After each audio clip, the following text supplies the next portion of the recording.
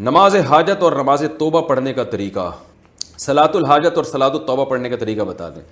یاد رکھیں صلاۃ الحاجہ یا صلاۃ التوبہ کے نام سے الگ سے کوئی شریعت میں نماز نہیں ہے، کوئی کہ بھئی نبی نے فرمایا ہو کہ یہ صلاۃ الحاجت ہے، وہی صلاۃ ہے، وہ آپ اس میں یہ نیت کر لیتے ہیں میں دعا مانگوں گا تاکہ میری حاجت پوری ہو، تو اس سے پہلے میں نماز پڑھ رہا ہوں، تو وہ صلاۃ الحاجت، لوگ اس کو صلاۃ الحاجت کہہ دیتے ہیں۔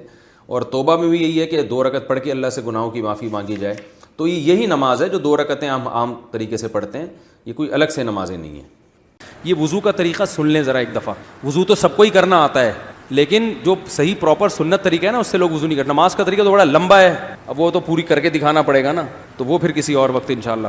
وضو میں جو ہے نا لوگ کیا کرتے ہیں، بہت زیادہ ہو گیا، چھوٹے بچوں کا اور بڑوں کا لحاظ، یعنی تھوک اور ناک وغیرہ کپڑوں میں بدن پہ لگ جائے تو پاک ہوتے ہیں، نہ پاک ہوتے ہیں۔ اگر نماز پڑھنے بلی اگر پاؤں چاٹنا شروع کر دے تو پاک رہے گا، بلی کا جھوٹا پاک ہے۔ تو کیا ہوا، وضو کا جو طریقہ ہے نا لوگ کیا کرتے ہیں عجیب، نارملی تو سب صحیح کر رہے ہوتے ہیں لیکن جو صحیح سنت طریقہ اس کو فالو نہیں کرتے۔ طریقہ یہ کہ آپ نے ہاتھ دھونے کے بعد بائیں ہاتھ سے نلکا کھولا، سیدھے ہاتھ میں کیا لیا، پانی لے کے نلکے کو فوراً کیا کر دیا، چلو میں پانی لے کے۔ لوگ سمجھتے ہیں نلکا کھولنا تو سنت ہے، بند کرنا سنت، ارے بولو نا یار، تو کلی تو سیدھے ہاتھ سے کرنی ہے نا، تو الٹے ہاتھ سے آپ کیا کر دیں گے، نلکا بند۔ کیونکہ نبی صلی اللہ علیہ وسلم جب لوٹے سے پانی نکالتے تھے تو چلو میں پانی لے کے لوٹے کو سیدھا کر دیتے تھے، یہ نہیں کرتے تھے کہ لوٹے سے لوٹا اسی کیفیت میں اور پانی بہتا چلا جا رہا ہے۔ تو آپ نے نلکے کو لیفٹ ہاتھ سے کھولا اور چلو میں پانی لیا اور فوراً نلکے کو کیا کر دیا، بہت زور سے بھی بند نہ کریں، اس کا واشر خراب ہو جاتا ہے، بس آرام سے بند کر دیا، کیونکہ وہمی ہوں گے نا وہ یوں کر کے کرتے رہیں گے، نلکے توڑ دیتے ہیں کہ بھئی ایک قطرہ بھی ضائع ہو گیا تو قیامت کے دن کہیں جہنم میں نہ پھینک دیں ہمیں، اس لیے پورے کوئی نمی بھی نہ آئے، تو تھوڑا سا بند کر دیں، ایک آدھ قطرہ ٹپکنے سے کچھ نہیں ہوتا۔ یہ لیا آپ نے، منہ میں کلی کی، مسواک کی، مسواک نہیں ہے تو انگلی سے دانت صاف کیے، غرارہ بھی کیا اگر روزہ نہیں ہے، ٹھیک ہے، پھر نلکا کھولا، پھر بند کیا، پھر کلی، اس طرح۔ پھر نلکا کھول کے دائیں ہاتھ میں پانی لیا، ناک میں نرم حصے تک پانی پہنچا کے اچھی طرح ناک کو صاف، اور نلکا پہلے وہ ویسے ہی بند ہو چکا ہے، اب ناک کو اچھی طرح صاف کریں سامنے والے کا خیال کر کے۔ آئی بات سمجھ، سامنے تو یہ نہیں ہوتا، وہ ہوتا ہے سامنے، اس کا زیادہ خیال کرنا پڑتا ہے، کیونکہ بس زیادہ تفصیل میں نہیں جاتا ہوں۔ تو چھوٹی انگلی سے اچھی طرح ناک کو صاف کیا، اس کی رطوبتیں نکالی، ٹھیک ہے، پھر نلکا کھولا، دوبارہ پانی لیا، پھر اسی طرح ناک میں بولو بھائی ڈالا، اور نلکا اسی وقت، جب چلو میں پانی بھر گیا نلکا اسی وقت کیا کر دیا، اللہ نے 2 ہاتھ اسی لیے دیے ہیں کہ اس سے نلکا بند کیا جائے اور اس سے کیا کیا جائے، تو پھر یوں کیا، پھر 3 دفعہ، 6 چلو پانی خرچ ہوا نا، چلو اس کو کہتے ہیں، 6 چلو پانی خرچ ہو گیا۔ پھر آپ نے کیا کیا، نلکا کھولا لیفٹ ہاتھ سے، جو اصل طریقہ ہے وہ تو یہ ہے، سیدھے ہاتھ میں پانی لے کے نلکا بند کیا اور سیدھے ہاتھ سے پانی پیشانی پہ ڈال کے دونوں ہاتھوں سے پھیلا لیا، 3 دفعہ اس طرح کیا۔ اس پہ عمل نہیں ہوتا تو پھر اتنا کر لو کہ دونوں ہاتھوں پہ کیا لے لو، نلکا کھول کے پانی لے کے پیشانی پہ ڈالو اور فوراً نلکا کیا کر دو، بند کر دو، اور پھر ہاتھوں سے اچھی طرح اس کو ملو۔ سمجھ میں نہیں آ رہی بات؟ تو یہ عمل کتنی دفعہ کیا، نلکا ہر دفعہ میں بند ہو رہا ہے۔ ہمارے ہاں جس ٹائم پہ نلکا کھلتا ہے تو جب تک وضو مکمل نہیں ہو جاتا بند ہونے کا نام نہیں لیتا۔ 3 دفعہ آپ نے منہ اچھی طرح دھو لیا، داڑھی ہے تو اس میں کیا کر لیا، بڑی داڑھی ہے، میری داڑھی ہے ایسی، میں تو چلو سے پوری داڑھی دھو لیتا ہوں، سی داڑھی ہے، تو داڑھی میں خلال کر لیا آپ نے۔ اس کے بعد آپ نے بازو کیسے دھونے ہیں، بازو دھونے کا بھی یہ طریقہ ہے، لیفٹ ہاتھ سے چلو میں پانی لیا، جب سیدھے ہاتھ میں پانی آئے گا، قرآن میں کیا ہے کہ قمتم الی الصلاۃ فاغسلوا وجوہکم وایدیکم الی المرافق، اپنے ہاتھوں کو کوہنیوں تک دھو۔ پتہ ہے دھونے کا عمل ہاتھ سے شروع ہوگا، ختم کہاں ہوگا، پانی یوں نہیں بہانا، اس طرح بہانا ہے پانی، یہاں سے یوں جائے۔ اور اس میں فائدہ یہ ہوتا ہے کہ بالوں کا جو رخ ہے نا نیچے کی طرف ہوتا ہے، جب پانی اپوزٹ سائڈ میں جاتا ہے تو اسکن اچھی طرح گیلی ہو جاتی ہے، سمجھ رہے ہو؟ تو آپ نے یوں لیا اور ہاتھ سے اچھی طرح ملا، اس کو ملنے پہ زیادہ زور لگانا ہے، ہم پانی پہ زیادہ زور لگا رہے ہو۔ پھر یہ بھی ہو سکتا ہے کہ دونوں ہاتھوں سے لو، دونوں ہاتھوں سے نلکا کھول کے دونوں ہاتھوں سے پانی لے کے، کیونکہ اس میں زیادہ پانی آ جاتا ہے، تو پانی لے کے آپ نے لیفٹ ہاتھ کو بھی یوں کیا نا تاکہ یہ پانی بھی ادھر ٹرانسفر ہو اور یوں چلا جائے، اس طرح سے آپ نے دوسری دفعہ دھو لیا اور نلکا کیا کر دیا، بند۔ پھر تیسری دفعہ بھی ایسا ہی کیا۔ یہ جو ہوتا ہے نا یوں کر کے رگڑے لگا رہے ہیں نلکے کے نیچے، یہ نہیں ہوتا، یہ سنت طریقہ نہیں ہے۔ نبی جس برتن سے وضو کرتے تھے تو اس طرح چلو میں پانی لے کے اس طرح وضو کیا کرتے، غسل اسی طرح ہو جاتا تھا۔ تو اب پھر لیفٹ میں بھی ایسے ہی ہے، لیفٹ میں پانی ڈالا اور سیدھے ہاتھ سے سہارا لے کے کیا کیا، دونوں ہاتھوں کا پانی ادھر آ جائے گا، ایک دفعہ دھل گیا، اچھی طرح مسئلے کونیوں تک پہنچ جاتا ہے، اور پریکٹس کے بعد تو بہت اچھا ہو جاتا ہے۔ اس کے بعد آپ نے کیا کیا، سر کے بالوں کا مسا. سر کے بالوں میں جو یہ ہے یہ طریقہ کچھ بھی نہیں ہے, کہیں بھی ثابت نہیں. سیدھا سیدھا آپ نے ہاتھ گیلے کیے, پیچھے لے گئے. ایک حدیث میں صرف یہاں تک آتا ہے, ایک حدیث میں واپس لانا بھی. تو دونوں طریقے ہیں مسا کے, صرف پیچھے لے جاؤ یا پیچھے لے جا کے پورے سر پہ ایسے ہاتھ پھیر لیا, کیا ہو گیا سر کا مسا. پھر انگلیوں کا, وہ کانوں کا, الاذنان من الراس, حدیث میں آتا ہے کان کس میں سے ہیں, سر میں سے. کیا مطلب, اس کے لیے نیا پانی لینے کی ضرورت نہیں ہے. کان کا مسا کیا اور کانوں کی لو کا مسا کیا. گردن کا مسا بہت اختلاف ہے اس میں. احناف کے ہاں سنت, احناف بھی نہیں کہتے, افضل ہے, بہتر ہے.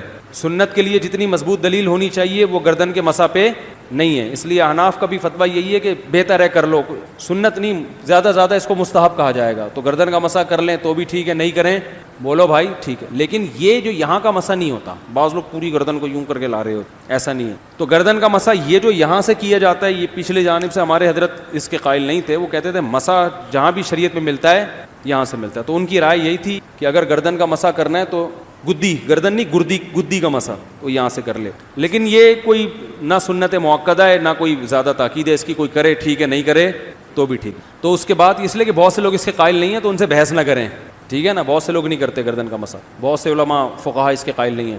اس کے بعد آپ نے پاؤں دھونا ہے. تو پاؤں میں بھی یہ کہ قرآن نے کیا کہا کہ الل کعبین, انگلیوں سے شروع ہوگا اور ٹخنوں تک پانی جائے گا. تو انگلیاں رکھیں نلکے کے نیچے اور لیفٹ ہاتھ سے اس کو اچھی طرح کیا کریں, دھوئیں, اور انگلیوں کا خلال بھی کریں. تو بہت چند سیکنڈ میں ہو جاتا ہے یہ کام. اور پھر نلکا بند کر دیں. پھر دوسرا پاؤں سیدھے ہاتھ سے نلکا کھولا, سیدھا ہاتھ نلکے پہ رکھیں اور الٹے ہاتھ سے پاؤں دھوتے رہیں. جیسے ہی دھل جائے تو میرا خیال ہے ایک مگا پانی بمشکل استعمال ہوتا ہے, ایک مگا جو ہوتا ہے نا نہانے والا. لیکن آج اگر جو لوگ وضو کر رہے ہیں نا, ان کا پانی اگر آپ دیکھ لو تو بالٹیوں کی بالٹیاں خرچ کر رہے ہوتے ہیں, اور معذرت کے ساتھ کم بختوں کا وضو پھر بھی نہیں ہوتا. پھر بھی ان کو شک ہوتا ہے کہیں کوئی جگہ خشک نہ رہ گئی. تو وہمی نہ بنے, اس طریقے سے وضو کریں, یہ سنت طریقہ ہے. اور قرآن میں بیان بھی یہی کیا کہ یہاں سے شروع کرو یہاں تک. کافی ہو گیا میرا خیال ہے. اللہ تعالیٰ سمجھنے کی, عمل کرنے کی توفیق عطا فرمائے. وما علینا الا. اس صورت کے بہت سارے فضائل بھی ہیں. رسول اللہ صلی اللہ علیہ وسلم نے ارشاد فرمایا کہ قل هو اللہ احد ثلث القرآن.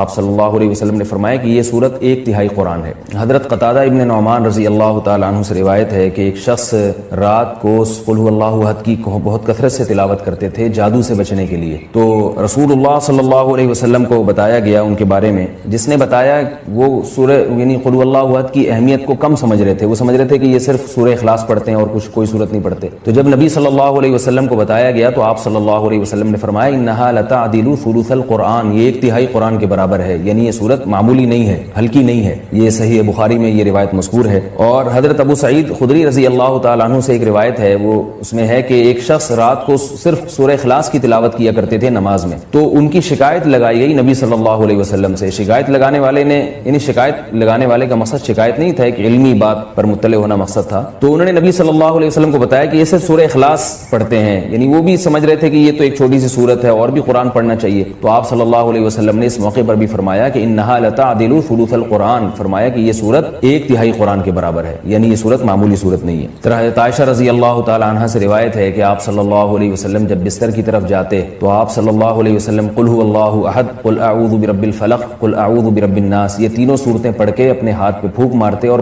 اپنا ہاتھ پورے جسم پہ پھیر لیتے. یہ اہتمام آپ صلی اللہ علیہ وسلم نے اس وقت فرمایا جب آپ صلی اللہ علیہ وسلم پر جادو ہوا. اس کے بعد آپ صلی اللہ علیہ وسلم کا ہمیشہ یہ معمول رہا ہے. یہ بھی صحیح بخاری کی روایت ہے. صحیح بخاری کی ایک اور روایت میں ہے کہ حضرت عائشہ رضی اللہ تعالی عنہا فرماتی ہیں کہ ایک مرتبہ رسول اللہ صلی اللہ علیہ وسلم نے جہاد کے لیے ایک لشکر بھیجا. تو اس میں جو امام تھے وہ سورہ اخلاص کی بہت زیادہ تلاوت کیا کرتے تھے نماز میں. صحابہ کرام کا جب یہ لشکر واپس لوٹا ہے تو آپ صلی اللہ علیہ وسلم کو بتایا گیا کہ یہ سورہ اخلاص بہت زیادہ پڑھتے تھے نماز میں. تو آپ صلی اللہ علیہ وسلم نے ان سے پوچھا کہ تم یہ کام کیوں کرتے تھے, سورہ اخلاص تم اتنی زیادہ کیوں پڑھتے تھے؟ تو ان صحابی نے فرمایا کہ اس میں رحمان کے اوصاف بیان کیے ہیں, اللہ کی حمد و ثنا ہے, اور اس وجہ سے مجھے اس سورت سے محبت ہے. یعنی محبت ہے جس کی وجہ سے میرا دل چاہتا ہے میں اس کی بار بار تلاوت کروں. تو آپ صلی اللہ علیہ وسلم نے فرمایا کہ صحابہ سے فرمایا کہ ان کو خبر دے دو کہ اللہ بھی تم سے محبت کرتے ہیں. یہ بھی ایک سورت کی ایک بہت بڑی فضیلت ثابت ہوتی ہے. اور عبد الرحمن ابن ابزا رضی اللہ تعالیٰ عنہ سے روایت ہے کہ رسول اللہ صلی اللہ علیہ وسلم وتر کی نماز میں پہلی رکعت میں سبح اسم ربک الاعلی،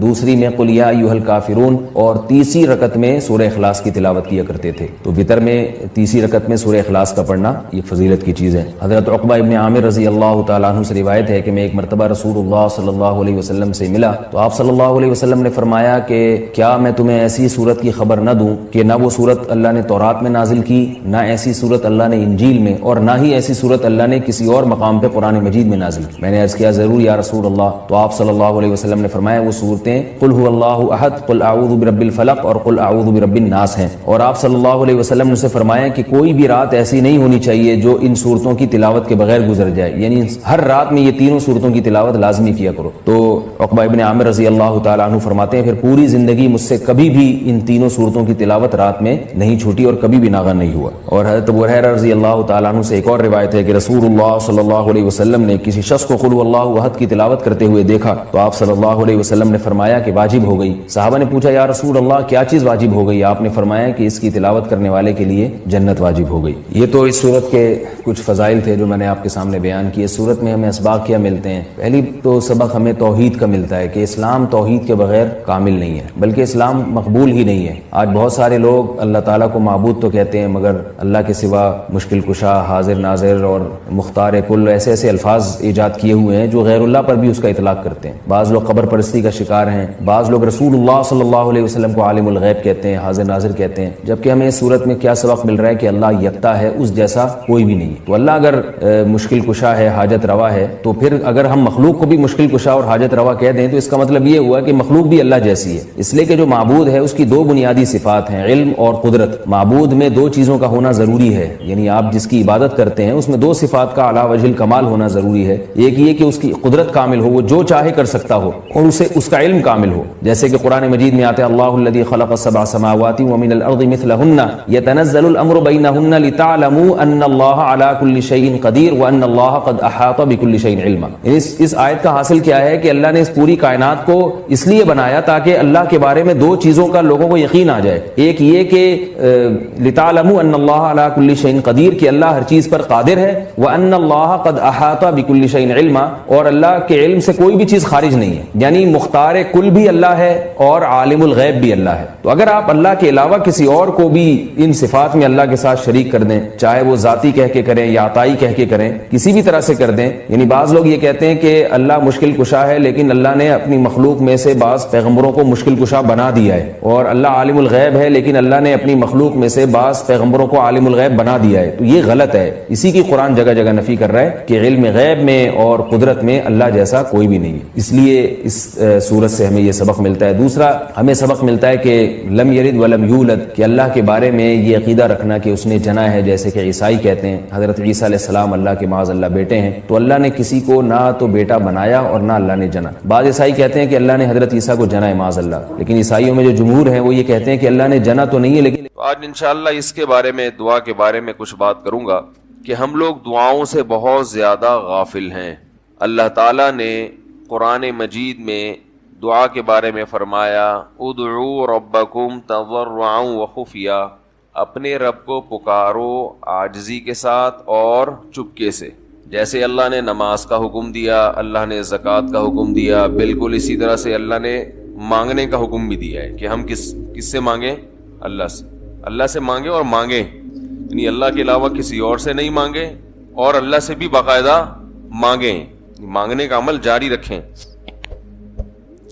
آج جہاں باقی عبادتوں میں سستی ہو رہی ہے، دعاؤں میں بھی لوگ پیچھے چلے جا رہے ہیں، مانگتے ہی نہیں ہیں، اور مانگتے ہیں تو پتہ نہیں کس اسٹائل سے مانگتے ہیں، توجہ نہیں ہوتی۔ اجتماعی دعاؤں پر زیادہ زور ہے، انفرادی پر زور نہیں۔ کہیں مجمع دعا مانگ رہا ہوتا تو ہاتھ اٹھا کے آمین آمین شروع کر دیں گے، بس ٹھیک ہے وہ بھی جائز ہے، لیکن دعا میں جو اصل ہے وہ انفرادی ہے۔ دیکھیں جب آپ کسی سے اپنی حاجت پوری کرنے کے لیے کچھ مانگنے کے لیے جاتے ہیں تو اکثر آپ کی کوشش ہوتی ہے کہ اس سے اکیلے میں ملوں۔ اکثر کوشش کیا ہوتی ہے؟ سب کے سامنے نہیں، بلکہ آپ اس کو لیں گے بھائی تھوڑی دیر کے لیے ذرا مفتی صاحب آپ سے کام ہے، ایسا ہی ہوتا ہے نا، ذرا چھاؤں میں آ جائیں تھوڑی دیر کے لیے۔ لوگ کہتے ہیں نا مفتی صاحب کہہ رہے ہیں بھائی یہیں پوچھ لو، کہہ رہے ہیں نہیں ذرا سائڈ پہ آ جائیں، تو سائڈ پہ جانے کے بعد پھر آپ کہتے ہیں یہ مسئلہ ہے، فلانا مسئلہ ہے، ڈمکانا مسئلہ ہے۔ تو سائڈ پہ لے جانے سے بعض دفعہ یہ بھی ہوتا ہے کہ سب کے سامنے آدمی اپنی بات نہیں لانا چاہ رہا ہوتا, اور بعض دفعہ یہ بھی ہوتا ہے کہ میں اپنی بات توجہ کے ساتھ سنا سکوں. تو دعا میں انسان, اللہ تو سب کی بات سنتا ہے مجمع میں بھی اور تنہائی میں بھی, لیکن آپ دعا مانگنے میں جو آپ کی طبیعت لگے گی, توجہ سے مانگو گے, وہ تنہائی میں زیادہ شوق سے, زیادہ رغبت سے مانگ سکتے ہو. اجتماع میں ایسی رغبت اور ایسی شوق سے انسان دعا نہیں مانگ سکتا. تو انفرادی دعائیں ہی ختم ہوتی جا رہی ہیں. قرآن مجید میں اللہ تعالیٰ نے رمضان کی جو آیتیں ہیں ان آیتوں کے بعد ذکر کیا, وَإِذَا سَأَلَكَ عِبَادِي عَنِّي فَإِنِّي قَرِيب, اے نبی ان سے کہہ دیجئے کہ جب یہ مجھ سے میرے بارے میں پوچھیں تو آپ ان کو بتا دیں کہ میں بہت قریب ہوں تمہارے. اجیب دعوت الداعی اذا دعان, جب کوئی پکارنے والا, دعا مانگنے والا مجھ سے دعا مانگے گا تو میں اس کی پکار کا جواب بولے بھائی, اس پکار کا جواب دوں گا. پکار کا جواب دینے کا مطلب کیا ہوتا ہے؟ قبول کروں گا اس کی دعا. جواب کا یہ مطلب نہیں کہ اچھا میں نے سن لیا ہے چلو. ایک جواب تو یہ بھی ہوتا ہے نا, اچھا اب چپ ہو جا. ہم کسی کو پکار رہے ہوں, اگلا کہتے ہیں اچھا بھائی ٹھیک ہے پتہ چل گیا, اب چپ کر کے بیٹھ جاؤ آرام سے. تو اللہ تعالیٰ جب جواب دیتے ہیں تو کیا مطلب ہوتا ہے کہ اللہ تعالیٰ وہ دعا قبول کر رہے ہیں. ہم دعا کثرت سے مانگتے کیوں نہیں ہیں؟ اس کی وجہ یہ ہے کہ ہمارے ذہن میں ایک چیز شیطان نے بٹھا دی ہے کہ مانگو تب بھی ویسے کے ویسے ہی ہیں, نہیں مانگو تب بھی ویسے کے ویسے. وہ فلاں آدمی تو نہیں مانگتا, وہ تو پھر بھی اس کی تنخواہ اچھی مل رہی ہے, اور میں تو کئی سالوں سے دعائیں مانگ رہا ہوں, اے اللہ میری تنخواہ ڈبل نہیں کر سکتا تو کم از کم 50% ہی بڑھا دے, تو میں تو وہیں کا وہیں ہوں, میری تنخواہ میں تو کوئی اضافہ ہو نہیں رہا. تو ہم تو دیکھتے ہیں کہ ادھر دعا مانگو کچھ بھی نہیں ہو, سوائے ثواب کے کچھ بھی نہیں ملتا. یہ وہ چیز ہے جو انسان کو دعاؤں سے روکتی ہے. حالانکہ ہم پیغمبروں کی زندگی دیکھتے ہیں تو بات بات پر دعائیں مانگتے تھے, بہت کثرت سے, بہت زیادہ. نوح علیہ السلام, اچھا اللہ نے ان کی دعاؤں کو قرآن میں ذکر بھی کیا ہے. مناجات مقبولہ ایک دعاؤں کی کتاب ہے. حضرت مولانا اشرف علی تھانوی رحمہ اللہ تعالی نے قرآن اور حدیث کی دعاؤں کو ایک چھوٹی سی کتاب میں جمع کر کے ایک ہفتے پہ ڈیوائیڈ کر دیا ہے اس کو, کہ آپ روزانہ ان میں سے ایک حصہ پڑھیں گے تو پورا ہفتے میں وہ تقریباً تمام دعائیں کور ہو جائیں گی جو قرآن و سنت میں بیان کی گئی ہیں. وہ کتاب ضرور خریدیں, رکھیں اپنے پاس, مناجات مقبولہ کے نام سے. تو ہم دعا کیوں نہیں مانگتے؟ مسئلہ ہمارے ساتھ یہ ہے کہ ہم کہتے ہیں کہ جو مانگتا ہے وہ بھی وہینچ کا وہینچ, اور جو نہیں مانگتا ہے وہ بھی کوئی سرخاب کے پر تو لگ نہیں جاتے کوئی مانگ رہا ہو تو. یہ وہ مسئلہ ہے جس کی وجہ سے لوگ دعائیں مانگنے میں بخل سے کام لیتے ہیں, جبکہ پیغمبر کثرت سے دعائیں مانگا کرتے تھے, بہت زیادہ. جو پچھلی آسمانی کتابیں ہیں ان میں لکھا ہوا ہے کہ یعقوب علیہ الصلاۃ والسلام اتنی کثرت سے دعائیں مانگا کرتے تھے کہ سجدے میں جا کے کہ ان کے یہ جو گھٹنے ہیں اور سر میں سخت نشان بن چکے تھے, وہ جگہ زمین پہ لگ کے سخت ہو جاتی ہے نا. تو اتنی کثرت سے دعائیں, اتنی کثرت سے دعائیں. ہم نے جن بزرگوں کے ساتھ ٹوٹا پھوٹا وقت گزارا ان کو دیکھا کہ وہ دعا بہت لمبی لمبی دعائیں مانگا کرتے تھے, بہت لمبی. ہمارے شیخ کے سامنے جب کوئی آیا کرتا تھا دعا کے لیے کہتا تو ہاتھ اٹھائے بغیر ویسے ہی اس کو ایک دعا کا جملہ کہہ دیا کرتے تھے. تو کسی نے کہا کہ آپ ہاتھ اٹھا کے اس کے لیے دعا کیوں نہیں مانگتے؟ تو فرماتے تھے کہ جب میں ایک دفعہ ہاتھ اٹھا لیتا ہوں تو پھر اتنی آرام سے نیچے گراتا نہیں, کیونکہ پھر اللہ کے دربار میں اب ہاتھ اٹھا لیے تو پھر تو ایسا ان کا دل لگتا تھا, مانگتے چلے جاتے تھے, مانگتے چلے جاتے تھے. تو بات یہ ہے کہ جب یہ یقین پیدا ہو جائے کہ جس خالق نے ہمیں پیدا کیا ہے اور جس نے ہمیں مانگنے کا حکم دیا ہے اس کے سامنے جب ہاتھ اٹھا کے گڑ گڑائیں گے تو وہ تھوڑا نہیں دے, وہ دعا لازمی قبول کرے گا, اور وہ لازمی ہماری مانگی ہوئی چیزیں ہمیں عطا کرے گا. یہ جذبہ اور یہ نیت جب انسان میں پیدا ہو جائے تو پھر اس کا دعاؤں میں دل لگتا ہے. کیسے نہیں لگے گا؟ آپ سوچیں کہ آپ کو کوئی بتا دے کہ یہ جو سیٹھ صاحب ہیں بہت بڑے, آپ جا کے ان سے مانگو, یہ ٹائم نکال کے بیٹھے ہوئے ہیں, جتنا مانگو گے جو مانگو گے یہ دیں گے. تو اب آپ بتاؤ, آپ یہ کہو گے کہ میرے پاس مانگنے کا ٹائم نہیں ہے, ایسے موقع پہ آپ یہ کہو گے؟ آپ جائیں گے اور بسم اللہ کر کے شروع ہو جائیں گے. آپ بولیں گے سر یہ مجھے 10 فائلیں چاہیے بحریہ ٹاؤن کی. آپ سوچو گے 10 نہیں ملی تو 9 تو مل جائیں گی. سر مجھے یہ بھی چاہیے, مجھے یہ بھی چاہیے, مجھے یہ بھی چاہیے, اور آپ کو یقین ہو کہ یہ دے رہے, تو آپ کبھی بھی کنجوسی سے کام نہیں لو. پھر آپ یہ نہیں کرو گے کہ آپ مانگتے ہوئے جو ہے نا, اس سے آپ جب مانگ رہے ہو تو آپ کی کبھی ادھر دیکھ رہے ہو, کبھی ادھر دیکھ رہے ہو, کبھی ناک میں انگلی گھما رہے ہو, کبھی سر میں کھجا رہے ہو. کوئی آ کے اس دوران آپ کو چھیڑے گا تو آپ کہو گے یہاں سے دفع ہو جاؤ. میں کام کر رہا ہوں, ایک بندہ سخاوت جوش میں آیا ہوا ہے ابھی, اور فائلیں بحریہ ٹاؤن کی فری میں بانٹ رہا ہے. اس نے کہا بھائی جتنی مانگو گے دے دوں گا, اور جو مانگو گے دے دوں گا. تو ابھی تو میرے پاس ٹائم کم ہے, مقابلہ بہت سخت ہے. اور پھر اس میں آپ کو الفاظ بھی خود بخود آ جائیں گے, کس طرح سے سمجھانا ہے. مختلف طریقوں سے آپ بات کو گھماؤ گے. سر پلیز آپ بات کو سمجھا کریں, میں آپ کے پاس آیا ہوں, آپ کو پتا ہے میں ادھر بھی جا سکتا تھا. وہ وسیم کباڑیا کا بزنس بھی آج کل بہت چل رہا ہے, میرے پرانے اچھے تعلقات ہیں, لیکن مجھے پتا تھا کہ آپ ہیں, آپ جیسا سیٹ تو کوئی ہے ہی نہیں, اور ہر مشکل میں آپ نے میری مدد کی ہے. جو الفاظ بھی اس کی سخاوت کو ابھارنے والے ہوں گے وہ تمام آپ اس موقع پر اس کے اوپر انڈیل دو گے, پورا دیگچا بھر کے اس کے اوپر ڈال دو گے آپ. تو اللہ سے جب مانگتا ہے انسان اور اس کو یقین ہو کہ اللہ میری دعا کو پورا کرے گا, تو اس یقین کے ساتھ جب دعا مانگی جاتی ہے تو اس کا اسٹائل کچھ اور ہوتا ہے. اور ایک فارمیلٹی پوری کرنے کے لیے دعا جب مانگی جاتی ہے, جیسے کہ ہمارے ہاں ہو رہا ہے, تو اس کا اسٹائل اور انداز کچھ اور ہوتا ہے. ہمارے ہاں دعا پڑھی جاتی ہے, مانگی نہیں جاتی. ربنا آتنا فی الدنیا حسنۃ وفی الآخرۃ حسنۃ وقنا عذاب النار, آمین. اور کہ ربنا ظلمنا انفسنا وان لم تغفر لنا وترحمنا لنکونن من الخاسرین, آمین. یہ دعا مانگی جا رہی ہے یا پڑھی جا رہی ہے؟ یہ تو پڑھی جا رہی ہے, آمین بھی پڑھا جا رہا ہے اس پہ. تو اللہ نے ہمیں یہ نہیں کہا کہ اقرأوا الدعاء عند ربکم, اپنے رب کے سامنے دعائیں پڑھا کرو. اللہ نے کہا ادعو, مانگو, پکارو, مانگو اس سے. بھیکاری جیسے بھیک مانگتا ہے نا, لوگ کہتے ہیں مانگنے کا کیا طریقہ ہے. بھائی جو بھیکاریوں سے پوچھو بھیک مانگنے کا کیا طریقہ ہے. بھیکاری اکثر ان پڑھ ہوتے ہیں, جو پڑھے لکھے بھیکاری ہوتے ہیں پھر وہ IMF سے مانگتے ہیں, وہ چھوٹی موٹی چیزیں نہیں مانگتے. بھیکاری اکثر کیا ہوتے ہیں؟ ان پڑھ, جن سے ہمارا صبح شام واسطہ پڑتا ہے. تو یہ کسی سے بھیک مانگنے کا طریقہ سیکھ کے آتے ہیں. بولو نا بھائی, کسی سے طریقہ سیکھ کے آتے ہیں کہ یار وہ ذرا فلاں بندے سے چندہ مانگنا, ذرا طریقہ بتانا. اگر کوئی بتائے گا بھی تو وہ کہے گا تو اپنے پاس رکھ, مجھے پتا ہے مجھے جیب اپنی کیسے بھرنی ہے. اس موقع پہ جو اس کی حالت دیکھ کے نا, وہ اپنا منہ بھی ٹیڑھا میڑھا کرے گا, کپڑے بھی پھٹے پرانے, اور بہت گھمائے گا بات کو, ایسے منہ بنائے گا جیسے دنیا میں اس سے زیادہ غریب اور محتاج کوئی ہے ہی نہیں.